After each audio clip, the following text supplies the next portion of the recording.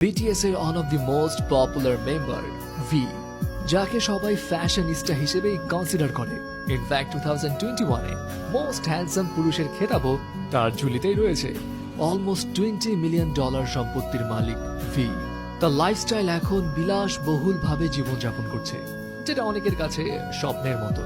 In fact V এর কাছেও একটা সময় তার এই লাইফস্টাইলটা স্বপ্নের মতোই ছিল, কারণ ভি যেই ফ্যামিলি ব্যাকগ্রাউন্ড থেকে উঠে এসছে সেখানে এমন বিলাসবহুল লাইফস্টাইলের কথা আসলেই কেউ ভাবে না।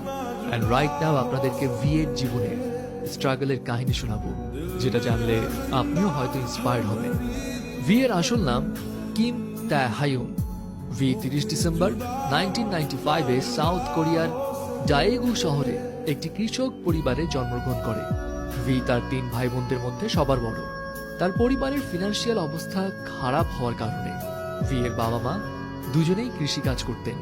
দ্যাটস ওয়াই ভি এর সঙ্গে তাদের খুব বেশি সময় কাটানোর সুযোগ হতো না, এবং ভি কিন্তু এই কারণে ছোটবেলা থেকেই তার দাদির কাছেই বড় হয়েছিল।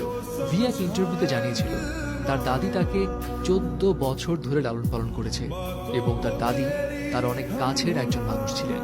এনিওয়ে, কৃষক পরিবারে বেড়ে ওঠায় ভি এর ছোটবেলায় কোনো বড় স্বপ্ন তো ছিল না। সে খুব ছোট থেকেই ধরেই নিয়েছিল বড় হয়ে সে তার বাবার মতোই কৃষক হবে। বাট ভি এর এই চিন্তা ভাবনা টোটালি পাল্টে যায় যখন ভি তার বাবার ইন্সপিরেশনে স্যাক্সোফোন বাজানো শেখা শুরু করে। আর ব্যাস তখন থেকেই তার ভিতরে মিউজিকের প্রতি আগ্রহের বীজ একটু একটু করে বোনা শুরু হয়।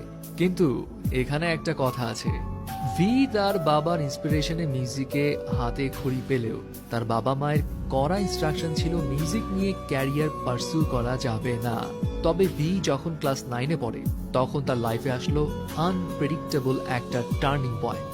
ভি যখন 9th গ্রেডে, তখন সে তার বন্ধুকে সঙ্গ দেওয়ার জন্য biggest talent agency big hit এন্টারটেইনমেন্টের অডিশনে গিয়েছিল। ভি এর কিন্তু সেখানে অংশগ্রহণ করার কোনো পরিকল্পনাই ছিল না, সে জাস্ট তার ফ্রেন্ডের জন্যই গিয়েছিল। কিন্তু হঠাৎ করে বিগ হিট এন্টারটেইনমেন্টের একজন সদস্য ভি কে ওই শোতে পার্টিসিপেট করতে বলে। ভি অংশগ্রহণও করে। সারপ্রাইজিং বিষয় হচ্ছে, যেই মানুষটার পার্টিসিপেট করার কোনো প্ল্যানই ছিল না, সেই মানুষটাই একমাত্র পুরো শহর জুড়ে সিলেক্ট হলো। ব্যাস, এরপর আর কি, ভি তার বাসায় তার বাবা মাকে সামহাউ বুঝিয়ে শুনিয়ে ট্রেনিং ক্যাম্পে যাওয়ার জন্য পারমিশন নিল।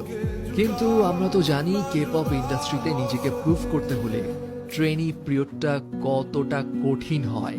অ্যান্ড অন্যান্যদের মতো ভি কেও খুব সকালে উঠে দিনে 12 থেকে 15 ঘন্টা প্র্যাকটিস করতে হতো। খাওয়া দাওয়ার স্ট্রিক্ট ডায়েট ফলো করতে হতো। ফ্যামিলির সঙ্গে যোগাযোগও ছিল লিমিটেড।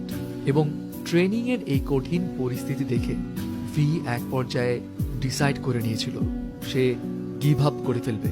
ভি এক ইন্টারভিউতে জানিয়েছিল সে তার বাবাকে এক রাতে কল করে কান্নাকাটি করেছিল এবং জানিয়েছিল সে ফিরে আসতে চায়। তার বাবা তখন ভিকে একটা কথাই বলেছিল, ফিরে আসতে চাইলে আসতে পারো, এখানে তোমার জন্য আরো অনেক সহজ কাজ আছে।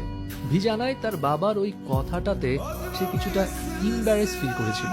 অ্যান্ড এরপর সে ডিসিশন নিল যত কষ্টই হোক সে যেই টার্গেট নিয়েছে সেটার শেষ পর্যন্ত দেখেই ছাড়বে। আর 3 বছর কঠোর পরিশ্রমের পর ফল পেল ভি। 2013 সালে ভি বিটিএস ব্যান্ডে ডেবু করে। আর এখন তো আমরা সবাই জানি এই কৃষকের ছেলে কোন লেভেলে পৌঁছে গেছে। সো ভিউয়ার্স, বিটিএস এর মেম্বার ভি এর এই জীবন কাহিনী আপনার কাছে কেমন লাগলো?